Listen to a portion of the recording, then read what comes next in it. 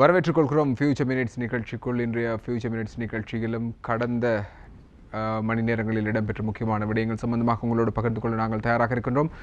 குறிப்பாக ஒவ்வொரு நிமிடமும் ஒவ்வொரு மாற்றம் நிகழ்ந்து கொண்டிருக்கின்றது உலக அளவில் மாத்திரமல்ல, உள்ளூர் மட்டத்திலும் பல மாற்றங்கள் நிகழ்ந்து கொண்டிருக்கின்றன. COVID-19 தொற்று நாட்டிலே பரவ ஆரம்பித்ததை தொடர்ந்து ஒவ்வொரு வினாடியும் ஒவ்வொரு நிமிடமும் மாற்றங்கள் நிகழ்ந்து கொண்டிருக்கின்றன. ஆகவே அந்த அடிப்படையில் தான் எதிர்கால நிமிடங்கள் சம்பந்தமாக நாங்கள் பேச இருக்கின்றோம். அதே போல எதிர்கால நிமிடங்களை பாதுகாப்பாக வைத்துக் கொள்வதற்கு எங்களால் முடியுமான என்ன வேலை திட்டங்கள் முன்னெடுக்கலாம் என்ற கலந்துரையாடல் நிகழ்ச்சியாகவும் இந்த நிகழ்ச்சி அமைகிறது. எனவே முதலில் நாங்கள் இன்றைய நாளுக்கான சில தரவுகளை உங்களோடு பகிர்ந்து கொள்ளலாம் என்று நினைக்கின்றோம். அந்த அடிப்படையில் இதுவரையில் உலக அளவில் 26,94,277 பேருக்கு கோவிட் தொற்று ஏற்பட்டிருக்கின்றது. கடந்த 24 மணி நேரத்தில் மாத்திரம் உலக அளவில் 18,493 பேருக்கு கோவிட் தொற்று ஏற்பட்டிருக்கின்றது. இதிலே 1,85,462 பேர் உயிரிழந்திருக்கின்றார்கள். கடந்த 24 மணி நேரத்தில் 996 பேர் உயிரிழந்திருக்கின்றார்கள். தீவிர சிகிச்சை பிரிவில் ICUவிலே காணப்படுவர்களுடைய எண்ணிக்கை 58,977 பேர்.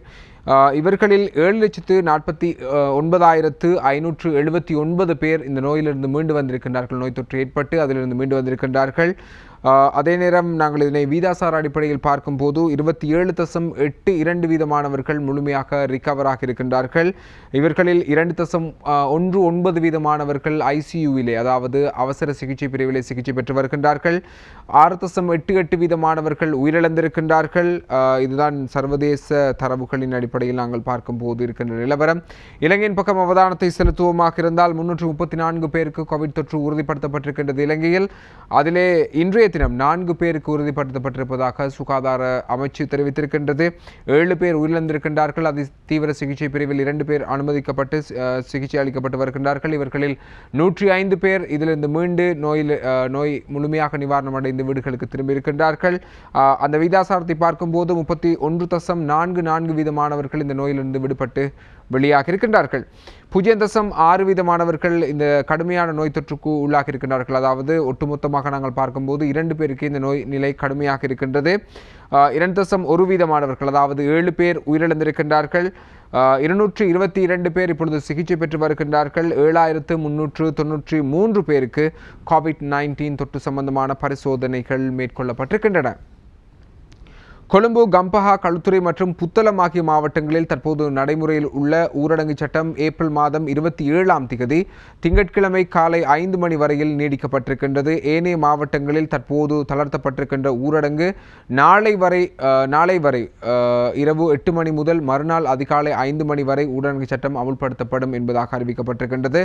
அத்தோடு இந்த மாவட்டங்களில் நாளை இரவு 8 மணிக்கு பிறப்பிக்கப்படும் ஊரடங்கு சட்டம் ஏப்ரல் மாதம் 27ஆம் தேதி திங்கட்கிழமை அதிகாலை 5 மணி வரை இருக்கும் என்பதாக அறிவிக்கப்பட்டிருக்கின்றது. ஏற்கனவே 19 மாவட்டங்களில் கடந்த சில தினங்களாக காலை முதல் இரவு வரையில் ஊரடங்கு சட்டம் தளர்த்தப்பட்டிருந்த போதிலும் கூட மீண்டும் நாளைய தினம் அது தொடர இருக்கின்றது. ஊரடங்கு சட்டம் சனி ஞாயிறு தினங்களில் முழுமையாக ஊரடங்கு சட்டம் அமுல்படுத்தப்பட இருக்கின்றது. அதன் பிரகாரம் வார இறுதி நாட்களான ஏப்ரல் மாதம் 25ஆம் தேதி சனிக்கிழமை, 26ஆம் தேதி ஞாயிற்றுக்கிழமை ஊரடங்கு சட்டம் தொடர்ந்தும் நாடளாவிய ரீதியில் அமுலில் இருக்கும் என ஜனாதிபதியின் ஊடகப் பிரிவு அறிவித்திருக்கின்றது. கொழும்பு, கம்பஹா, களுத்துறை மற்றும் புத்தளம் ஆகிய மாவட்டங்களுக்கு பிரவேசிக்கும் குறித்த மாவட்டங்களிலிருந்து வெளியேறும் அனைவரும் முற்றாக தடை விதிக்கப்பட்டிருக்கின்றது. ஊரடங்கு சட்டம் அமல்படுத்தப்பட்டிருக்கின்ற காலப்பகுதியில் அத்தியாவசிய தேவைகளை முன்னெடுக்கவும் விவசாயத்தில் ஈடுபடவும் ஏற்கனவே அறிவிக்கப்பட்டிருக்கின்ற விதிமுறைகள் மற்றும் ஆலோசனைகளை திருத்தமின்றி அமல்படுத்துமாறு ஜனாதிபதி ஊடகப் பிரிவு அறிவித்திருக்கின்றது. நேற்று காலை 6 மணி முதல் இன்று காலை 6 மணியுடன் நிறைவடைந்த 24 மணி நேர காலப்பகுதியில் ஊரடங்கு சட்டம் மீறிய 687 பேர் கைது செய்யப்பட்டிருக்கின்றார்கள். இதன் போது 186 வாகனங்களும் போலீசாரினால் பறிமுதல் செய்யப்பட்டிருக்கின்றது. இதற்கமைய இதுவரையில் ஊரடங்கு சட்டத்தை மீறியமை தொடர்பில் 36,008 பேர் கைது செய்யப்பட்டிருப்பதுடன் 9201 வாகனங்களை பறிமுதல் செய்யப்பட்டிருக்கின்றார்கள். இதேவேளை மார்ச் மாதம் 1ஆம் திகதி அல்லது அதற்கு பின்னர் வழங்கப்பட்ட வாகன போக்குவரத்து தண்டப்பணத்தை மேலதிக தண்டப்பணமின்றி எத்தகைய தபால் அல்லது உபதபால் நிலையங்களில் எதிர்வரும் மே மாதம் 2ஆம் திகதி வரை செலுத்துவதற்கான வாய்ப்பிருக்கிறது. அதேவேளை நாட்டின் அனைத்து மாவட்டங்களிலும் பொதுமக்கள் பாதுகாப்பு கருதி ஆயுதம் தரித்த இராணுவத்தினரையும் பாதுகாப்பு கடமைகளில் ஈடுபடுத்தும் காலம் மேலும் ஒரு மாதத்துக்கு நீடிக்கப்பட்டிருக்கின்றது. அதற்கமைய அதிவிசேட வர்த்தமானி ஜனாதிபதியினால் வெளியிடப்பட்டிருக்கின்றது. மீன், காய்கறிகள், பழங்கள் மற்றும் பேக்கரி தயாரிப்புகளை ஆன்லைன் மூலமாக விற்பனை செய்ய அனுமதிக்கப்பட்ட விற்பனையாளர்கள் மற்றும் நிறுவனங்களின் விநியோகம் பணியாளர்கள் பின்பற்ற வேண்டிய வழிகாட்டல்களை போலீசார் அறிமுகப்படுத்தியிருக்கின்றார்கள். அதற்கமைய சுத்தமான சீருடை அணிவது, பொருத்தமான காலணிகளை அணிவது, வியாபாரம் செய்யும் போது முகக்கவசங்களை அணிவது மற்றும் கையுறைகளை பயன்படுத்தல், கை கழுவும் திரவங்களை உபயோகித்தல் போன்றவற்றை முன்னெடுக்கலாம். அதேபோல நீங்கள் இன்னொரு முக்கியமான விடயம் சம்பந்தமாக பேச வேண்டியிருக்கின்றது. இந்த சாதாரணமாக இந்த கோவிட் தொற்று இருக்கின்றதா என்ற சந்தேகத்தின் பேரில் சிலர் கொண்டு சென்று இதற்கான பிரத்யேகமாக நிலையங்களில் 14 நாட்கள் வைக்கப்படுகின்றார்கள். அது சம்பந்தமான அவர்களுக்கான சில தனிமைப்படுத்தல் நடவடிக்கைகள் முன்னெடுக்கப்படுகின்றன. அங்கே சென்று சிலர் நினைக்கின்றார்கள் அங்கே ஒரு பயங்கரமான சூழ்நிலை இருக்கும் என்று. அது சம்பந்தமான ஒரு காணொலியும் தயாராக இருக்கின்றது. அதனையும் எங்களுக்கு பார்ப்பதற்கான வாய்ப்பு இருக்கின்றது என்று நினைக்கின்றேன். அதற்கு முன்னர் இன்னும் ஒரு முக்கியமான விடயம் சம்பந்தமாக நாங்கள் பேசலாம் என்றிருக்கின்றோம். அதே போல முஸ்லிம் சமூகத்தினருடைய நோன்பு நோட்கும் காலப்பகுதி நோன்பு நோட்கும் காலப்பகுதி சம்பந்தமான சில விடயங்களையும் நாங்கள் உங்களோடு பகிர்ந்து கொள்ளலாம் என்றிருக்கின்றோம். அந்த அடிப்படையில் ஹிஜ்ரி 1441 ரமலான் மாத தலைப்பிறை தீர்மானம் பற்றிய அறிவிப்பு என்ற ஒரு அறிவிப்பை ஜமியத்துல் உலமா அனுப்பி வைத்திருக்கின்றது. கொழும்பு பெரிய பள்ளிவாசல், அகில இலங்கை ஜமியத்துல் உலமா மற்றும் முஸ்லிம் பண்பாட்டு அலுவல்கள் திணைக்களம் ஆகியவை பிரதி மாதமும் கொழும்பு பெரிய பள்ளிவாசலில் கூடி தலைப்பிறை ஏகமனதாக தீர்மானித்து அறிவித்து வருகின்றது. அவ்வாறு இன்றைய தினம் 4/23ஆம் திகதி வியாழக்கிழமை புனித ரமலான் மாதம் தலைப்பிறை பற்றி ஏகமனதாக பெறப்படும் தீர்மானம் இலங்கை ஒலிபரப்பு கூட்டுத்தாபனத்தின் முஸ்லிம் சேவையின் ஊடாக அறிவிக்கப்படும் என்பது அறிவிக்கப்பட்டிருக்கின்றது. இது சம்பந்தமான மேலதிக தகவல்களை நாங்கள் யூடிவியின் ஊடாகவும் உங்களுக்கு அறிவிப்பதற்கும் தயாராக இருக்கின்றோம். எனவே முஸ்லிம்களுடைய நோன்பு கால பகுதி வருகின்றது. எனவே அது சம்பந்தமான சில விளக்கங்கள், வழிகாட்டல்களை நாளைய தினம் நாங்கள் இதே நிகழ்ச்சியில் வழங்குவதற்கும் தயாராக இருக்கின்றோம் என்பதையும் நாங்கள் அறிய தருகின்றோம்.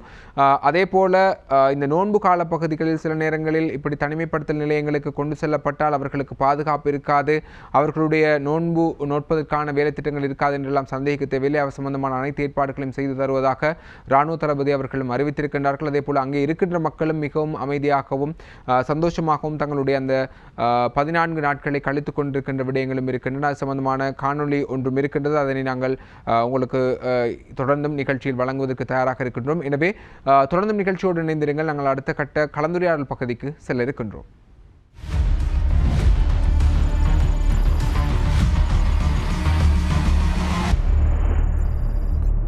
ஃபியூச்சர் மினிட்ஸ் நிகழ்ச்சியோடு இணைந்திருக்கின்றீர்கள். நாங்கள் ஏற்கனவே நாட்டிலும் சர்வதேச அளவிலும் இந்த கோவிட்-19 தொற்று எப்படி பரவிக்கொண்டிருக்கின்றது அது சம்பந்தமான முழுமையான விவரங்களை நாங்கள் வழங்கியிருந்தோம். அதே போல முஸ்லிம்களுடைய புனித நோன்பு சம்பந்தமான பிறை பார்க்கும் விடயம் பற்றி அகில இலங்கை ஜமியத்துல் உலமா ஒரு அறிவிப்பை விடுத்திருக்கின்றது.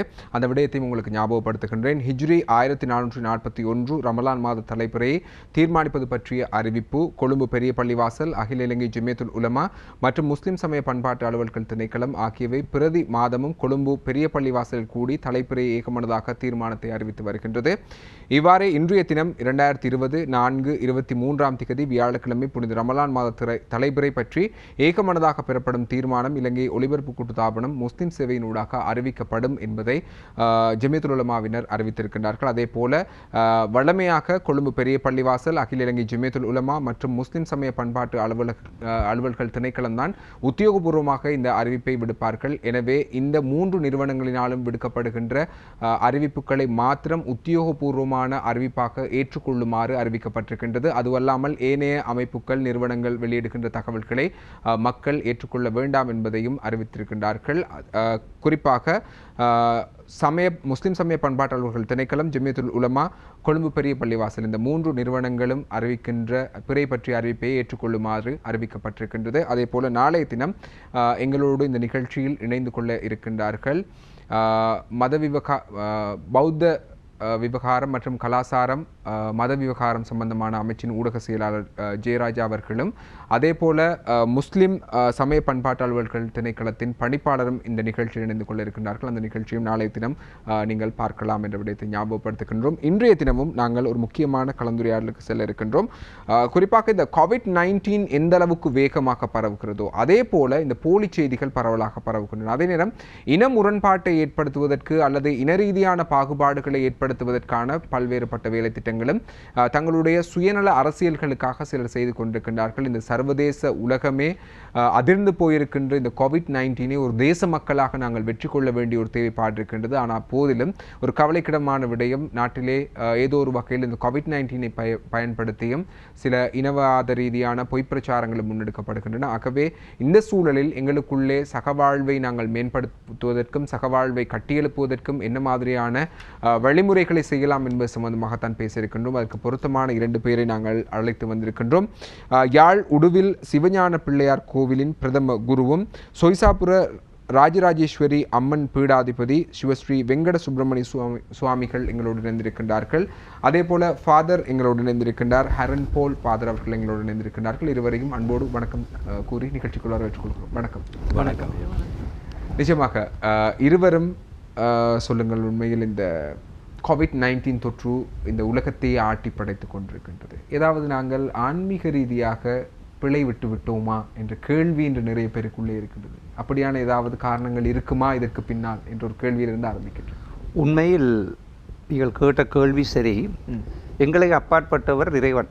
அது எந்த மதமாக இருந்தாலும் சரி, இறைவன் ஒன்று இருக்கின்றான் என்ற ஒரு நம்பிக்கையை நாங்கள் கொள்ள வேண்டும். இறைவனுடைய படைப்புத்தான் 5 பூதங்கள். இந்த 5 பூதங்களுக்கும் நாங்கள் இடையூறு பண்ணும் பொழுது சில நேரங்களில் இந்த மாதிரி வரக்கூடிய வாய்ப்புகள் இருக்கின்றதாக கூறப்படுகின்றது. இயற்கைக்கு மாறாக நாங்கள் யாரெல்லாம் செயல்படுகின்றோமோ, இயற்கையை கொடுத்தது இறைவன்.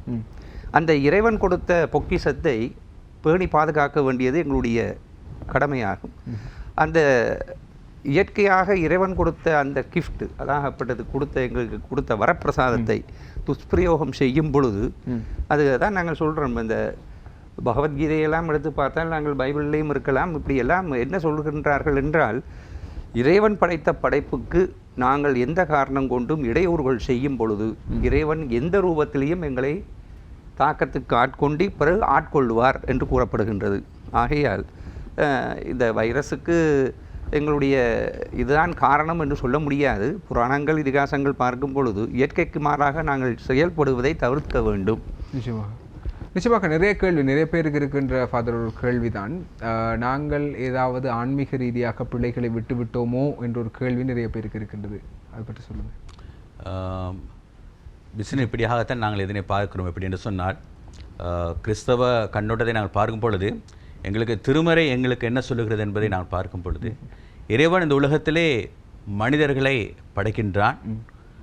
அவருடைய சுபாவங்களை கொடுத்து மனிதனை படைக்கின்றான். இயற்கையை படைத்து கொடையாக மனிதனுடைய கரங்களிலே இறைவன் கொடுக்கின்றான். அதனை பண்படுத்த வேண்டும், அதனை காக்க வேண்டும் என்று சொல்லி கொடுக்கின்றான்.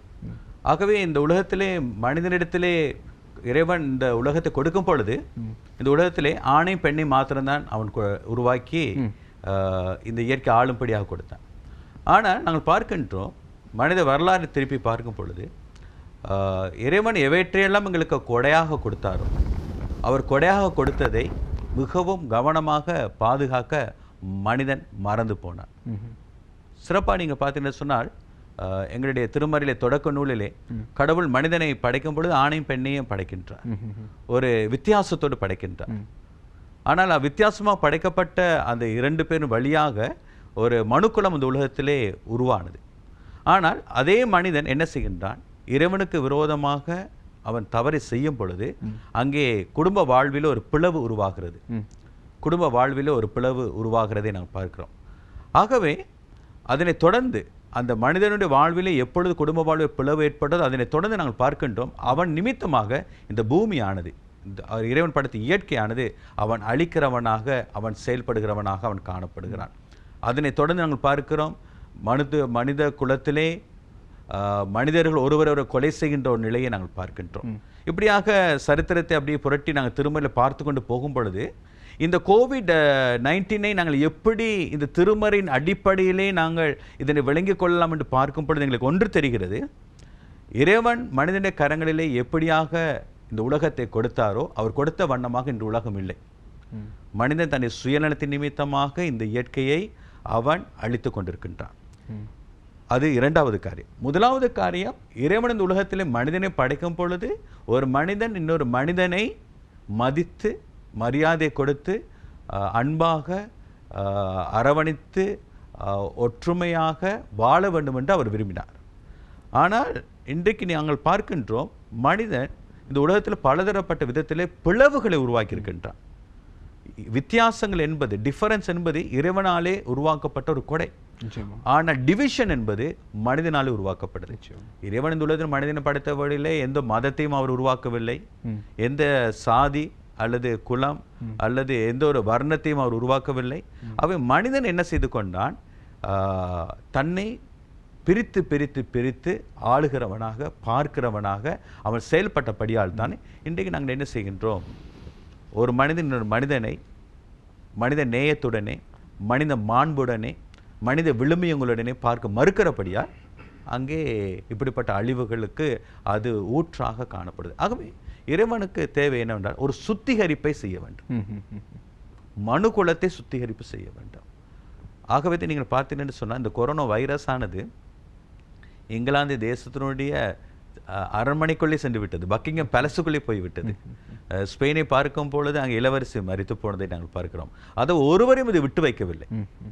எப்பேற்பட்ட ஒரு செல்வந்தனையும் எப்படிப்பட்ட ஒரு மேதாவியையுமே ஊடறுத்து செல்லக்கூடிய ஒரே ஒரு வல்லமை படைத்தது எது, இந்த கொரோனா வைரஸ் தான்.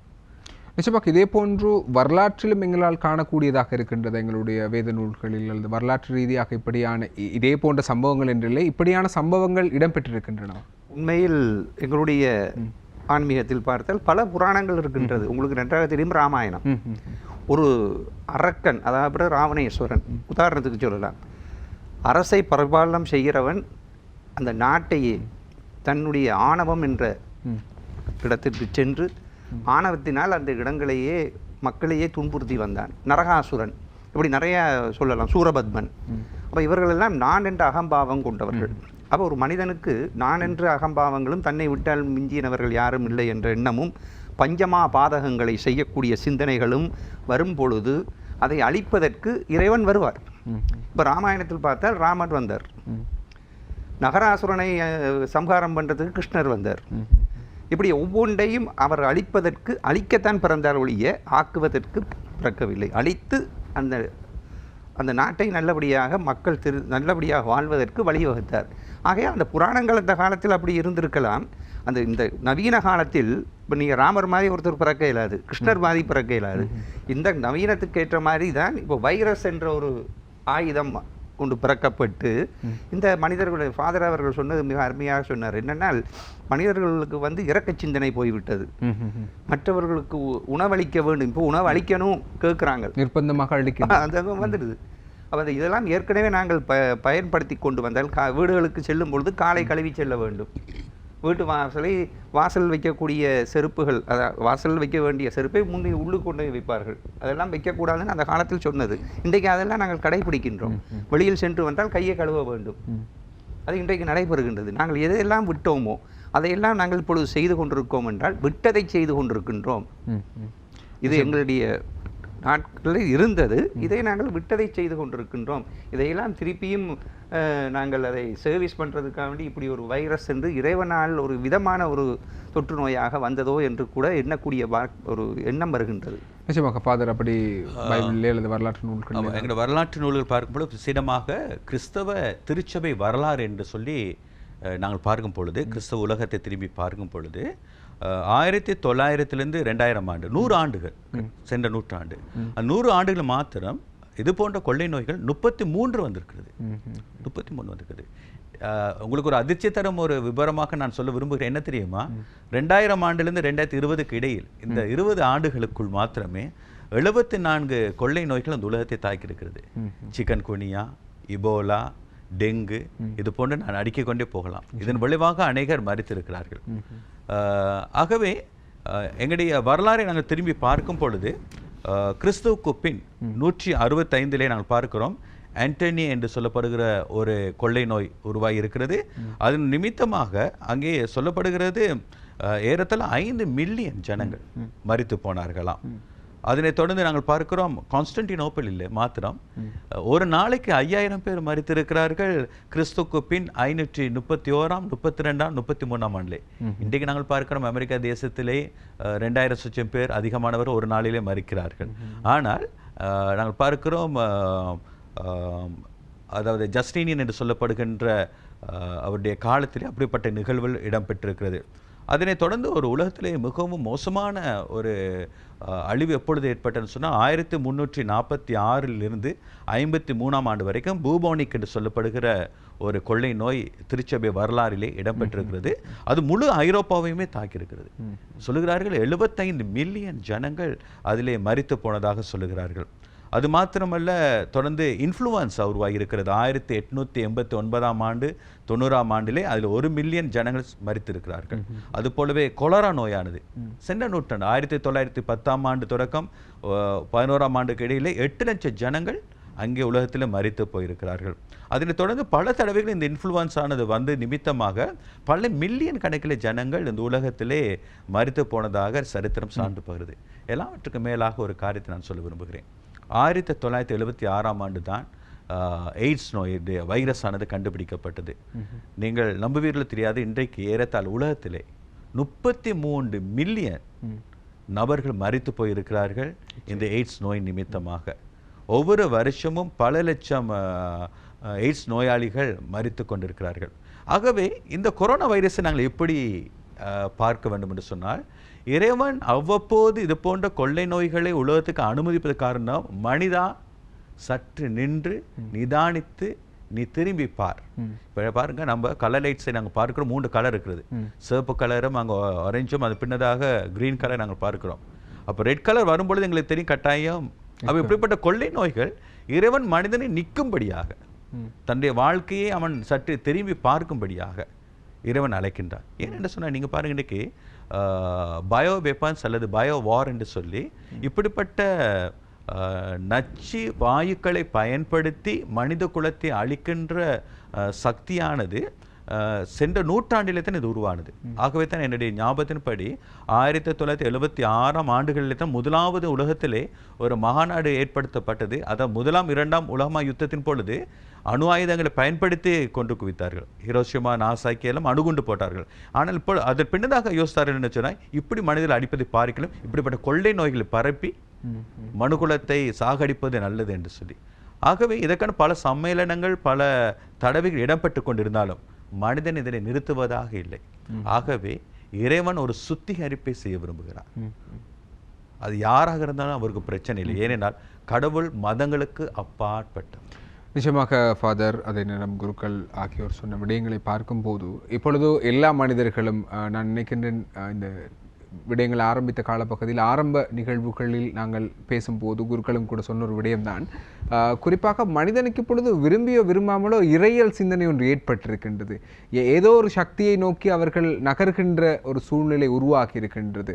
நிச்சயமாக ஃபாதர் சொன்னது போல அந்த இறையியல் மீதான ஒரு நாட்டத்தை ஏற்படுத்துகின்ற வகையில் இது இருக்கிறதா என்ற கேள்விகளும் பல விடயங்களை எங்களுக்கு முன்வைக்கக்கூடியதாக இருக்கின்றது.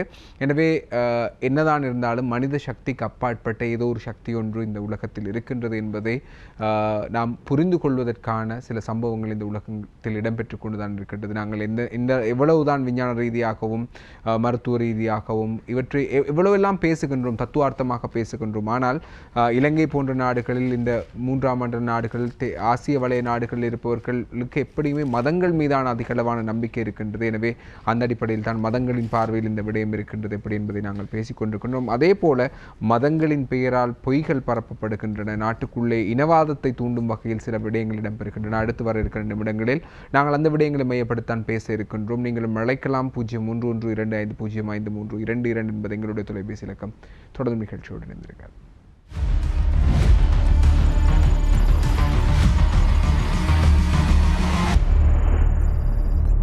ஃபியூச்சர் மினிட்ஸ் நிகழ்ச்சியோடு இணைந்திருக்கின்றீர்கள். இன்றைய நாங்கள் ஃபியூச்சர் மினிட்ஸ் நிகழ்ச்சியின் ஊடாக குறிப்பாக இந்த ஆன்மீக ரீதியான விடயங்கள் சம்பந்தமாகவும் அதே போல மதங்களின் பெயரால் இனங்களின் பெயரால் சில பொய்யான போலியான விடயங்கள் பரப்பப்பட்டு கொண்டிருக்கின்றன. அந்த விடயங்கள் சம்பந்தமாகவும் அதே நேரம் இன நல்லிணக்கம் சார்ந்த எப்படியான விடயங்கள் இந்த காலப்பகுதியில் ஏற்படுத்தலாம் என்பது சம்பந்தமாக தான் பேசிக் கொண்டிருக்கின்றோம். எங்களோடு இணைந்திருக்கின்றார் யாழ் உடுவில் சிவஞான பிள்ளையார் கோவிலின் பிரதம குருக்களும் சொய்சாபுர ராஜராஜேஸ்வரி அம்மனின் பீடாதிபதியும் சிவஸ்ரீ வெங்கட சுப்பிரமணிய குருக்கள் எங்களோடு இணைந்திருக்கிறார்கள். அதே போல ஃபாதர் ஹரன் போல் அவர்களும் எங்களோடு இணைந்திருக்கிறார்கள்.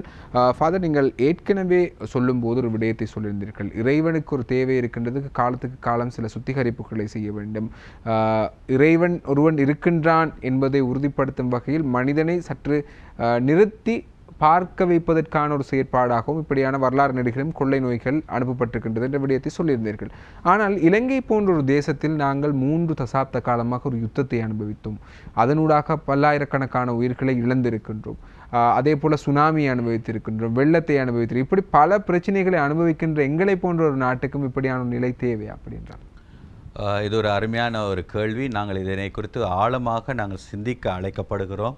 இன்றைய நாட்களிலே இலங்கை தேசம் பல அழிவுகளை சந்தித்திருக்கிறது. ஏன் இறைவன் மீண்டும் மீண்டும் இப்படிப்பட்ட காரியங்களை அனுமதிக்கிறார் என்று சொல்லி ஒரு காரியத்தை நாங்கள் மறந்து போகக்கூடாது.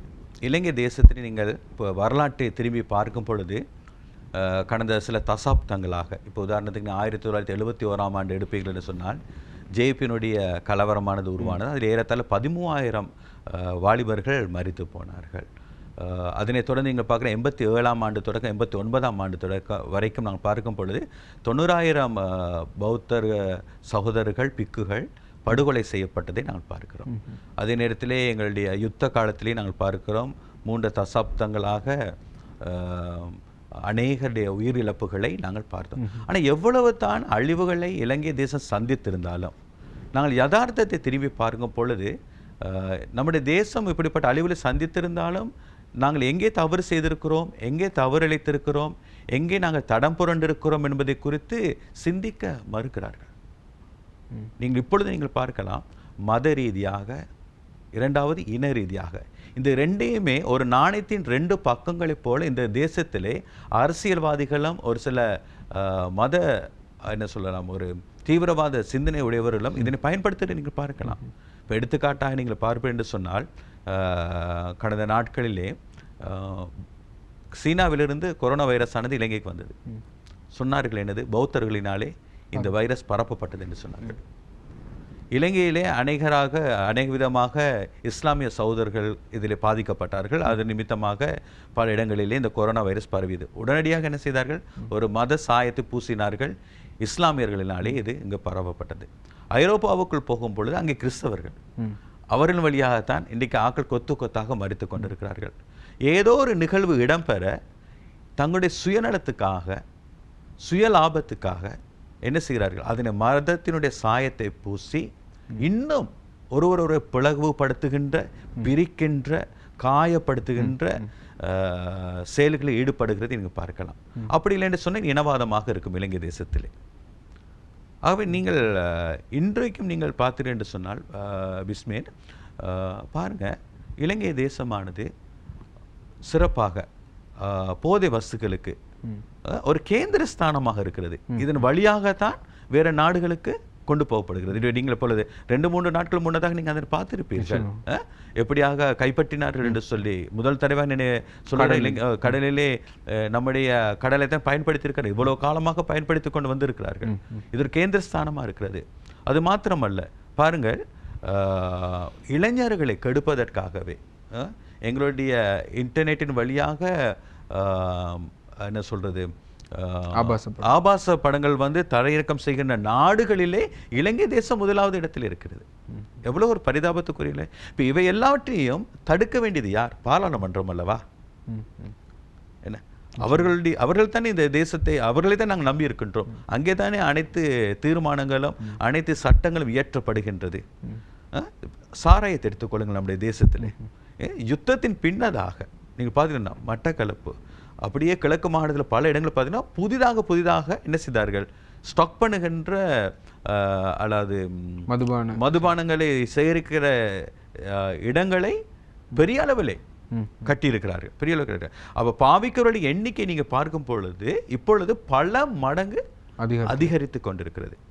அதனை தொடர்ந்து பாருங்கள், பாலியல் துஷ்பிரயோகங்கள், சிறுவர் துஷ்பிரயோகம், இப்படி நம்முடைய தேசத்தில் பல காரியங்களை அடுக்கிக் கொண்டே போகலாம்.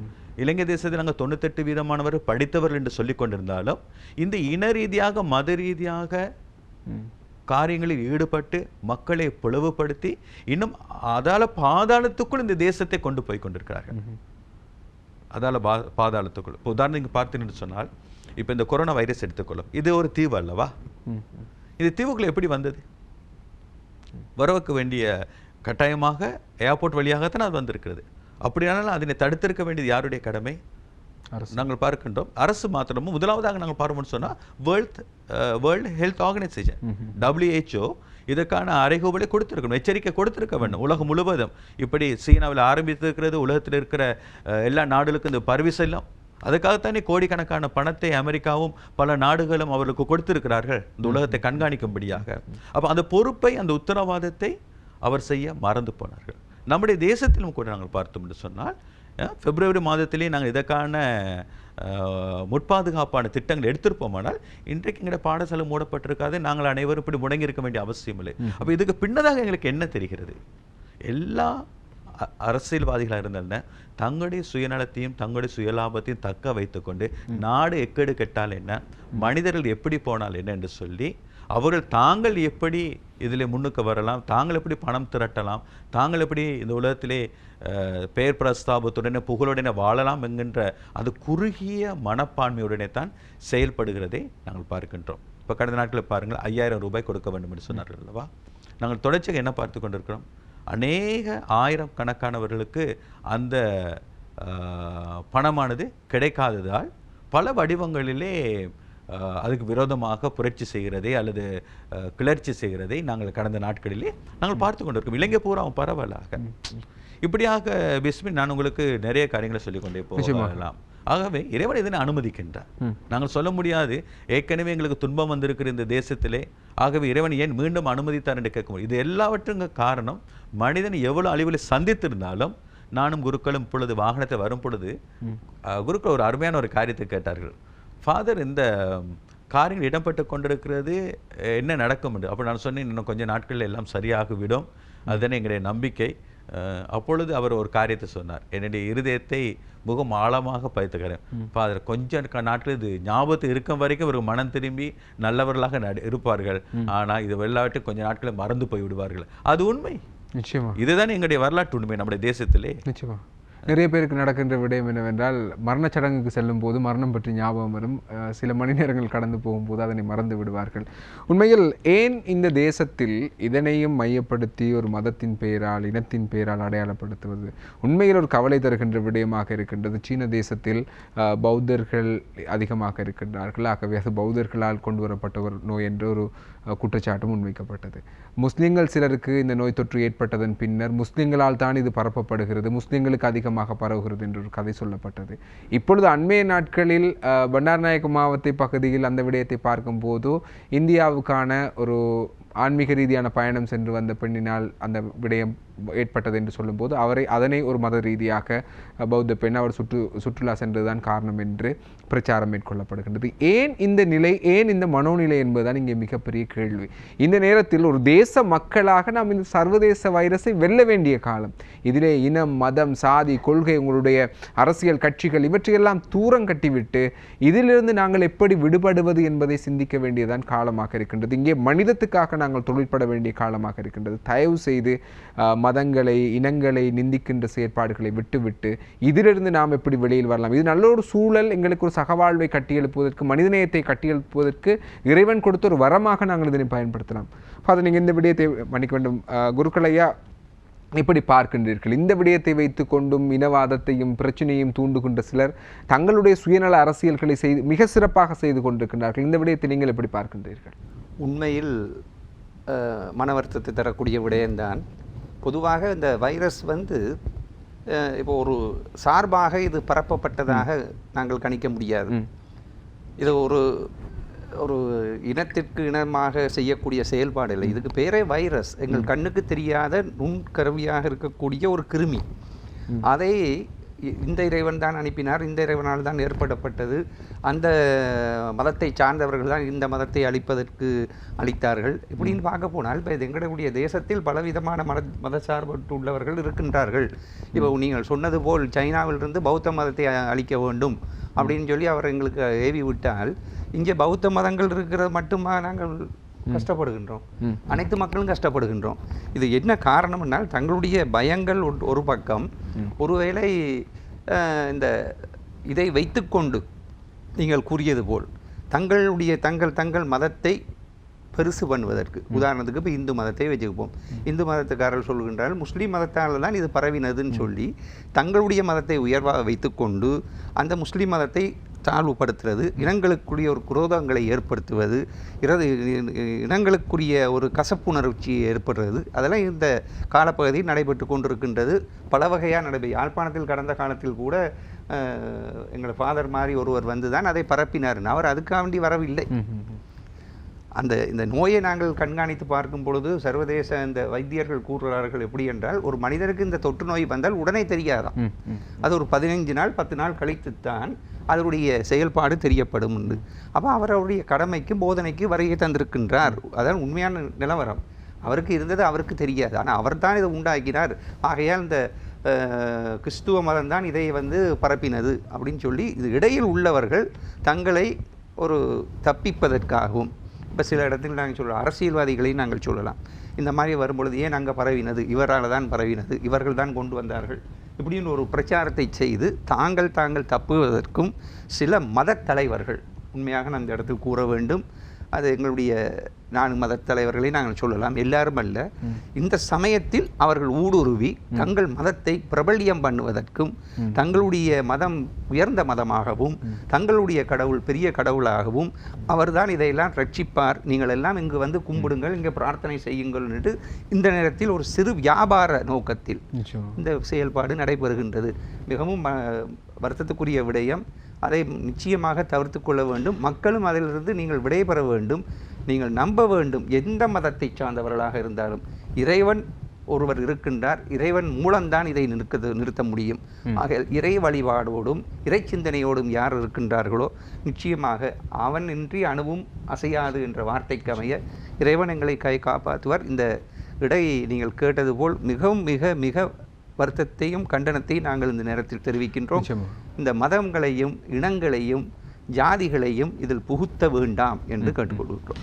நிச்சயமாக எந்த மதமும் எந்த மார்க்கமும் எந்த கொள்கையும் இங்கே ஒரு முரண்பாட்டை ஏற்படுத்துவதற்கு அல்லது சகவாழ்வை குலைப்பதற்கு ஆன எந்த ஒரு போதனைகளையும் தர்மங்களையும் செய்ததில்லை. குறிப்பாக பௌத்த தர்மமாக இருக்கட்டும், இந்து மதமாக இருக்கட்டும், இஸ்லாமாக இருக்கட்டும், கிறிஸ்தவமாக இருக்கட்டும், இந்த மனித குலத்தின் முன்னேற்றத்துக்காகவும் மனித குலத்தை நேர்வழிப்படுத்துவதற்காகவும் தான் அவற்றின் போதனைகள் அனைத்தும் இருக்கின்றன. ஆனால் இங்கே மதத்தின் பெயரால் அரசியல் செய்கின்ற சிலர் இருக்கின்றார்கள். அவர்களால் அந்த மதங்களும் கொச்சைப்படுத்தப்படுகின்றன. மதத்தின் பெயர்களை வைத்துக்கொண்டு தங்களுடைய சுயநல அரசியல்களையும் சுயநல எஜெண்டாக்களையும் நிறைவேற்றிக் கொள்வதற்கு சிலர் முயற்சிக்கின்றார்கள். அந்த நபர்களால் அந்த தான் சார்ந்த எந்த மதத்தை பிரபலப்படுத்த வேண்டும் என்று நினைக்கின்றாரோ அந்த மதத்தை அவமானப்படுத்துகின்ற ஒரு செயற்பாடு ஏற்படுகின்றது. எனவே தயவு செய்து மக்களாகிய நீங்கள் இந்த சர்வதேச வைரஸை நாங்கள் எப்படி வென்று நாங்கள் ஒரு சுகதேகமாக இந்த நாட்டிலே நாங்கள் எப்பொழுது ஒரு சுகமாக ஒரு மூச்சுக்காற்றை சுவாசிப்பதற்கான ஒரு நேரத்தை ஏற்படுத்திக் கொள்வது என்பது சம்பந்தமாக சிந்தியுங்கள். இந்த மதத்தின் பெயரால் அரசியல் செய்பவர்களை தயவு செய்து நம்பிவிடாதீர்கள். இன்று சமூக வலைத்தளங்களில் மிக பொய்யான பல பிரச்சாரங்கள் முன்னெடுக்கப்பட்டு வருகின்றன. அவற்றையும் நீங்கள் சரியாக இனங்கண்டு கொள்ளுங்கள் என்ற விடயத்தை ஞாபகப்படுத்துகின்றோம். நீங்களும் அழைக்கலாம் 0112255322 என்பது எங்களுடைய தொலைபேசி இலக்கம். தொடர்ந்து நிகழ்ச்சியோடு இணைந்திருங்கள்.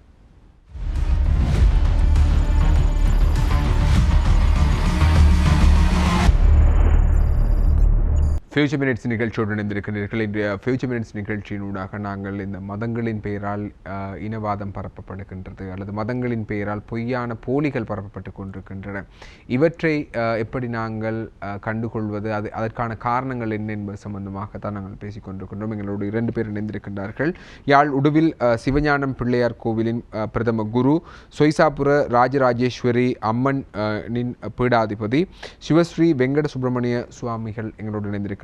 அதே போல ஃபாதர் ஹரன் போல் அவர்களும் எங்களோடு இணைந்திருக்கின்றார்கள். நான் ஒரு அடுத்த கட்டம் ஒரு முக்கியமான இடத்துக்கு செல்ல வேண்டியிருக்கிறது. அதுக்கு முன்னர் இந்த மதங்களின் பெயரால் போலியான பிரச்சாரங்கள் இடம்பெற்று கொண்டிருக்கின்றன. இதனை பற்றி என்ன நினைக்கின்றீர்கள் ஐயா?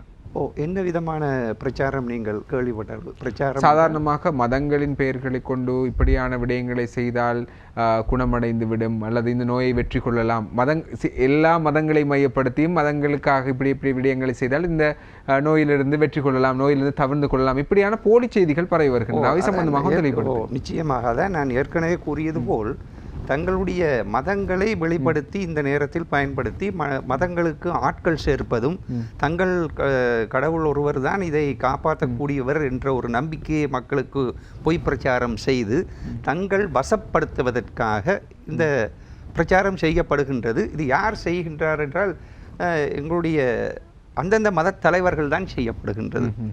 சமீபத்தில் கூட சென்ற காலங்கள் கூட நாங்கள் இங்கே வந்து உங்களுக்கு இந்த விடயத்தை நான் கூறியிருக்கிறேன். பொதுவாக யாழ்ப்பாணத்தில் கூட சில துண்டு பிரசாரங்கள் எல்லாம் விநியோகப்பட்டு ஒரு கத்தோலிக்க மதத்தை சார்ந்தவர் தான் அது பத்திரிகை அடிப்பட்டு நோட்டீஸே கொடுத்திருந்தார்கள். இங்கே வந்து நீங்கள் ஜெபம் பண்ணுங்கள், நிச்சயமாக இயேசுநாதர் உங்களை கர்த்தர் காப்பாற்றுவார், இதிலிருந்து உங்களை விடைபடுவார். இது அந்த இப்போ நாங்கள் என்ன சொல்கிறோம்னால் எங்கள் மதத்திலையும் சொல்லப்படுகின்ற நீங்களாம் போய் கோயில் சாமியை கும்பிடுங்கள், இறைவனை முடிந்தால் வீட்டிலிருந்து கும்பிடுங்கள், இதிலிருந்து நாங்கள் எல்லோரும் விடைபெற வேண்டும் என்ற வார்த்தையை நாங்கள் பயன்படுத்துகின்றோம்.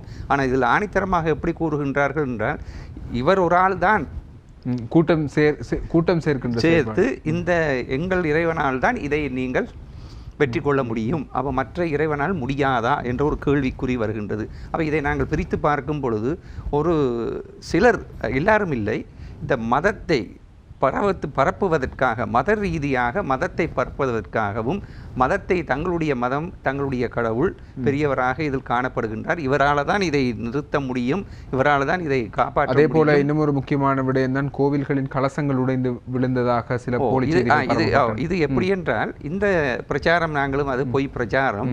இது என்ன செய்கிறாங்கன்னா நாங்கள் இன்னொரு ஆளுக்கு விரோதமாக நாங்கள் உண்மையான அறிக்கையை வெளியிடும் பொழுது அவர்கள் என்ன செய்கின்றார்கள், எங்களுக்கு எதிராக இன்னொரு பொய் பிரச்சாரம் செய்கின்றார்கள்.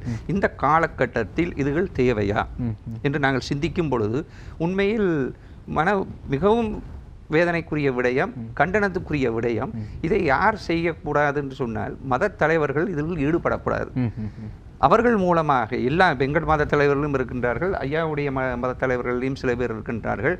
அவர்கள் சிலர்கள் செய்யக்கூடிய இந்த ஒரு காரியத்தால் முழு மதத்திற்கும் ஒரு இழுக்கேடாகவும் ஒரு கேவலமான ஒரு செயல்பாடாகவும் இந்த நேரத்தில் மதங்களை வைத்து மதங்களுக்கு சாயம் பூசி தங்கள் மதம் பெரியது என்று காட்டுவது மிகவும் ஒரு நீங்கள் ஏற்கனவே கவலை மட்டும் நீங்கள் கூட்டினீர்கள் எப்படின்னால் தங்களை தாங்களே அசிங்கப்படுத்திக் கொள்ளக்கூடிய ஒரு பெரிய விடயமாக காணப்படுகின்றது. இது உண்மையாக இந்த நேரத்தில் நாங்கள் மக்களுக்கு தெரிவிக்க வேண்டும். எந்த மத தலைவர்களும் தங்கள் மதத்தினால் தான் இந்த வைரஸை நிப்பாட்ட முடியும், இதை செய்தால்தான் சரி வரும் என்று கூறுவார்களாக இருந்தால் தயவு செய்து நீங்கள் யாருமே அது பொருட்படுத்தப்படாது. தங்கள் மதத்தினுடைய இறைவனை வழிபட்டு நீங்கள் விடைபெற வேண்டும் என்பதுதான் என்னுடைய வேண்டுகோள். நிச்சயமாக நான் நினைக்கின்ற நேரத்தை கருத்தில் கொண்டு அடுத்த கட்டத்துக்கு செல்லலாம் என்றிருக்கின்றேன். ஃபாதர் உண்மையில் இப்பொழுது இந்த சூழ்நிலையில் உங்களுடைய செயற்பாடுகள் எப்படி இருக்கின்றன? அதே போல இந்த வைரஸிலிருந்து விடுபடுவதற்கு நாங்கள் இப்பொழுது ஒரு ஆன்மீக ரீதியாக மத ரீதியாக ஆன்மீக ரீதியாக என்ன செய்யலாம் என்பதை நீங்கள் சொல்லுங்கள். பொதுவாக நான் உங்களுக்கு சொல்ல வந்த 2 காரியங்கள் முக்கியமாக முன்வைக்க விரும்புகிறேன். உலகத்திலே பல கடவுள்கள் கிடையாது, பல பெயர்களை நாங்கள் சொல்லி கொண்டிருக்கலாம். ஆனால் இந்த உலகத்தில் ஒரு கடவுள் தான் இருக்கின்றார். அந்த ஒரு கடவுள் தான் எல்லா மனுகுலத்தையுமே இயக்கி கொண்டிருக்கின்றார். அதன் அடிப்படையிலே மதங்களிலிருந்து இன்னொரு மதத்துக்கு மாறுவதனாலே அங்கு எந்த விதமான லாபமும் இடம்பெற போவதில்லை. இறைவன் இருக்கின்றார், மதத்தை மாற்றுவதற்கெல்லாம். மதங்கள் மனிதனால் உருவாக்கப்பட்டவை. ஆகவே தான் முதலில் நான் கூறினேன், கடவுள் என்பவர் மதத்துக்கு அப்பாற்பட்டவர்.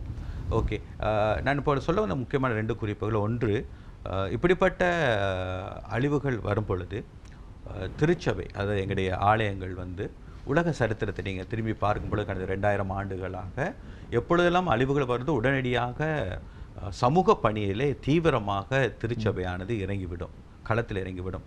நீங்கள் பார்த்துருக்கலாம், இப்பொழுது கூட ஐரோப்பிய யூனியன் கூட இலங்கை தேசத்துக்கு 108 மில்லியன் பணத்தை கொடுத்ததை நீங்கள் பார்க்கலாம். இன்னும் பல கிறிஸ்தவ நாடுகள் இலங்கை தேசத்துக்கு பல பில்லியன் பணத்தை கொடுத்ததை நீங்கள் பார்க்கலாம். அதாவது கிறிஸ்தவ மார்க்கம் ஒரு அழிவே வரும் பொழுது அது எதை எப்படி பார்க்கணும்னு சொன்னால் முதலாவதாக அந்த மனிதனுக்கு வேண்டிய அடிப்படை தேவைகளை சந்திக்க வேண்டும்.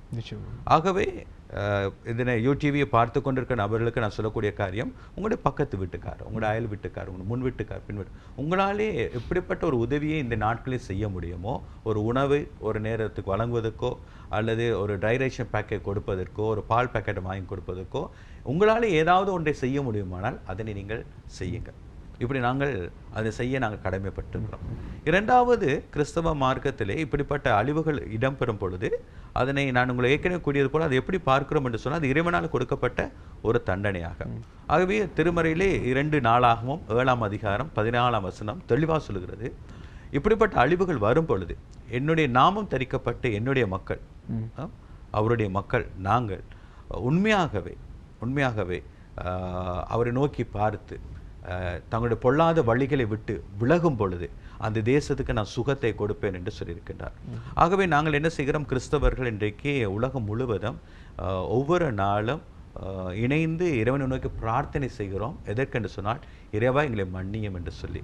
ஏறத்தாழ ஒவ்வொரு நாளும் 50 நாடுகள் நாங்கள் ராத்திரியிலே இணையதளத்தின் வழியாக இணைந்து பல லட்சம் கிறிஸ்தவர்கள் கண்ணீருடனே இறைவனிடத்தில் பிரார்த்தனை செய்து கொண்டிருக்கிறோம். இறைவா இந்த பாவத்தை எங்களுக்கு மன்னி. காரணம் உங்களுக்கு தெரியும், ஐரோப்பாவை எடுத்தேன் சொன்னால் ஓரினர் சேர்க்கை, கிறிஸ்தவ ஆலயங்களிலும் கூட ஆணைமானி திருமணம் முடித்து வைக்கிற காரியங்கள் அடிக்கொண்டே போகலாம். இயற்கைக்கு முரணான பல பாவங்களை உலகம் முழுவதும் செய்து கொண்டிருக்கிறார்கள். ஆகவே கிறிஸ்தவர்கள் திருமணம் அடி பார்ப்பது என்னென்னால் இறைவனிடத்திலே பாவத்துக்கு மன்னிப்பை கேட்பது. ஸோ இந்த 2 காரியத்தை நாங்கள் இந்த நாட்களிலே கூட்டமாக உலகத்தில் இருக்கிற எல்லா கிறிஸ்தவர்களும் ஒன்றாக இணைந்து முழங்காலிலிருந்து இறைவா எங்களுக்கு மன்னியம் என்று சொல்லி பிரார்த்திக்கின்றோம். மறுபுறத்திலே சமூக பணிகளை நாங்கள் மிகவும் தீவிரமாக பிரசித்தப்படுத்தாதபடிக்கு, டிவிக்கு காட்டாதபடிக்கு, ஃபோட்டோஸ் போடாதபடிக்கு நாங்கள் செய்து கொண்டிருக்கின்றோம். நிச்சயமாக ஐயா, இன்னும் ஒரு 30 வினாடிகள் மாத்திரமே இருக்கின்றன. சுருக்கமாக சொல்லுங்கள், என்ன விடயங்களை இந்த காலகட்டத்தில் அனைத்து மக்களும் மிகவும் சிரமத்தின் மத்தியில் இருக்கின்றார்கள். அனைத்து மக்களும் அந்த வகையில் நாங்கள் எங்களுடைய இந்து மதத்தின் மூலமாக நாங்கள் இப்போ இந்த நேரத்தில் ஆற்றக்கூடிய கடமைகள், நாங்கள் செய்ய வேண்டிய வேலைகள், நாங்கள் இந்த மதங்கள் இந்த இதுகள் எல்லாம் இல்லாமல் பல மக்களுக்கு உணவளித்து வருகின்றோம். உணவு பொட்டலங்கள் கொடுத்திருக்கின்றோம்.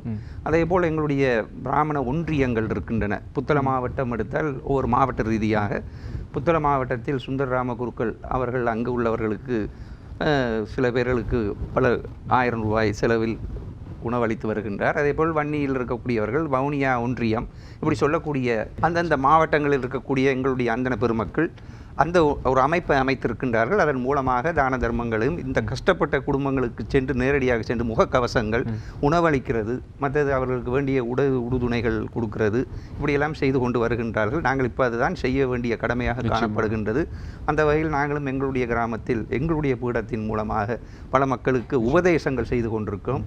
இன்னொன்று நான் சொல்ல வேண்டும், இப்போ நாங்களெல்லாம் எங்களுடைய முகநூலில் கூட தினமும் ஒரு கிழமைக்கு ஒருக்கா நாங்கள் எங்களுடைய உபதேசங்களையும் அளித்து வருகின்றோம் என்பதை அறிய தருகின்றோம். இது நாங்கள் இப்பொழுது செய்து கொண்டிருக்கக்கூடிய கடமையாகும். நிச்சயமாக மதங்களின் பெயர்களை வைத்துக்கொண்டு தயவு செய்து அரசியல் செய்யாதீர்கள். மதங்கள் போதித்திருக்கின்ற வழிகாட்டிருக்கின்ற விடயங்களை வைத்து நீங்கள் மனித குலத்துக்கு நல்லவற்றை செய்யுங்கள் என்பதைத்தான் நாங்கள் மீண்டும் மீண்டும் ஞாபகப்படுத்துகின்றோம். மதங்களின் பெயரால் அரசியல்கள் நிகழ்த்தப்படும் போது மனிதர்கள் தான் இன்னல்களுக்கு உருவாகின்றார்கள். ஆகவே அதே போல நீங்கள் மதங்களின் பெயர்களை கொண்டு அரசியல் செய்யும் போது நீங்கள் சார்ந்த மதங்களே அவமானப்படுத்தப்படுகின்ற சூழ்நிலைகளும் உருவாகலாம் என்பதையும் நாங்கள் மீண்டும் ஞாபகப்படுத்திக் கொள்கின்றோம். ஆகவே சகவாழ்வு, அமைதி, சந்தோஷம், சுகவாழ்வு இந்த நாட்டிலே பரவ வேண்டும் என்ற பிரார்த்தனையோடு இன்றைய நிகழ்ச்சியை நாங்கள் நிறைவு செய்யலாம் என்று நினைக்கின்றோம். எங்களுடைய அழைப்பினை ஏற்று இந்த நிகழ்ச்சிக்காக வருகை தந்த சிவஸ்ரீ வெங்கட சுப்பிரமணிய குருக்கள் அவர்களுக்கும் ஃபாதர் ஹரன் போல் அவர்களுக்கும் எங்களுடைய மனமார்ந்த நன்றிகளை தெரிவித்துக் கொள்கின்றோம். நன்றி, வணக்கம். மீண்டும் ஒரு நிகழ்ச்சியில் உங்கள் அனைவரையும் சந்திக்கும் வரை இந்த நிகழ்ச்சியிலிருந்து விடைபெற்றுக் கொள்கிறோம். தயாரிப்பாளர் அஜித் குமாரோடு விடைபெற்றுக் கொள்ளும் நான் பிஸ்ரேன். மீண்டும் ஒரு நிகழ்ச்சியில் சந்திக்கலாம். நன்றி, வணக்கம்.